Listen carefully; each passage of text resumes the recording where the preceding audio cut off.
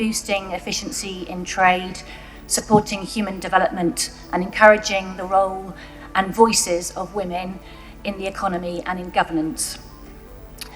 I think there have been some recurring themes at this conference yesterday. We heard that climate finance needs turbocharging. There just isn't enough of it. There's not enough money. There's a bewildering array of vast figures bandied around yesterday about the need and the money that is available but just isn't flowing fast enough. So the second point is the flow is too slow. Third point is that money just costs too much for a lot of people, for investors. And in response to this, we hear from the private sector, from investors, that there just aren't enough high-quality, bankable projects or initiatives to invest in. And I think the private sector has three big things it can do to support this and unblock these challenges. To quote Valerie Hickey, we need to fix the plumbing. So the enabling environment for climate finance needs fixing, needs supporting. There are some examples from DAI. Our work on the Pakistan single window is a good example of this. Secondly, how to create that high-quality pipeline of bankable projects. Again, I'd like to talk a little bit about the Climate Finance Accelerator that DAI runs in Pakistan with the UK government, where DAI acts as a bridge between project developers on the one hand and financiers on the other hand.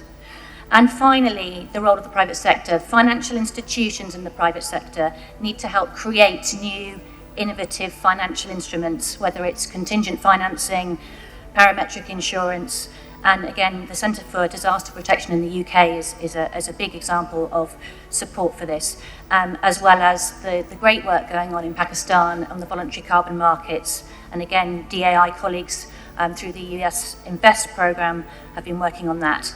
Also unlocking barriers that prevent marginalised groups like women from securing finance.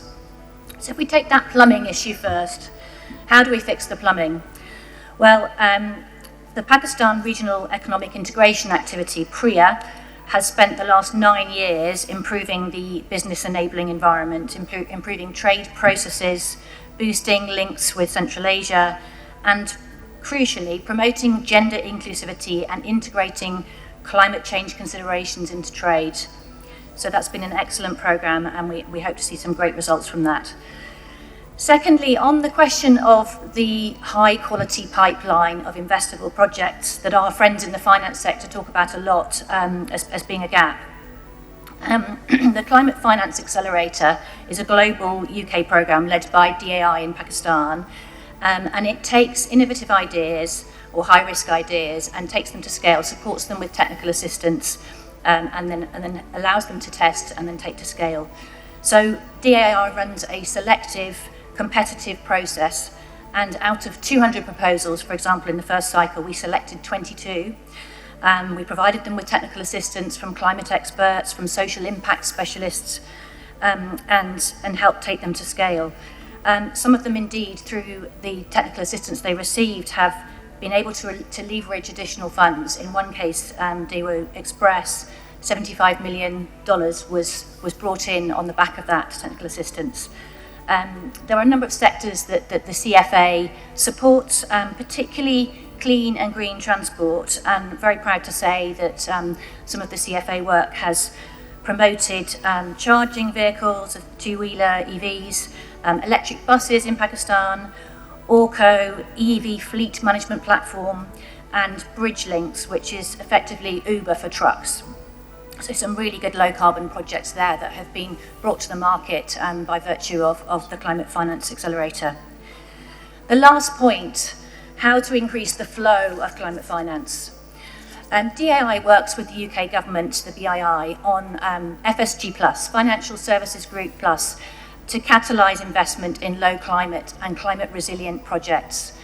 For example, we are supporting the Bank of Bangladesh to expand green lending initiatives and an Indian financial company to increase lending to women SMEs. And a final example from Pakistan, the Invest programme. With USAID support, DAI has been working with the government in Pakistan and the private sector to develop the voluntary carbon market in Pakistan and identify opportunities for carbon mitigation through wind farms, low carbon rice cultivation and agroforestry.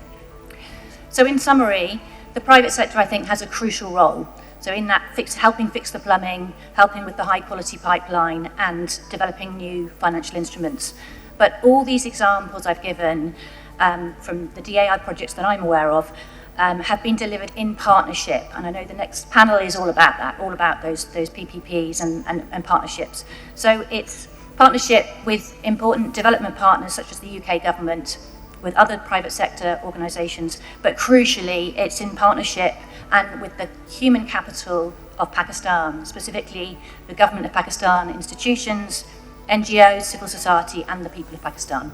Thank you.